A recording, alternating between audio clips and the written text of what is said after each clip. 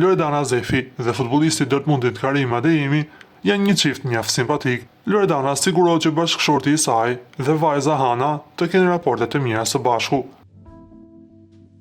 Artiste nuk ka shumë kohë që është martuar me futbollistin gjerman, teksa ka një vajzë nga lidhja me reperin Mozik. Duket se Hana po rritet në përkujdesje të mirë nga njeriku i saj, pra Karim Adeyemi.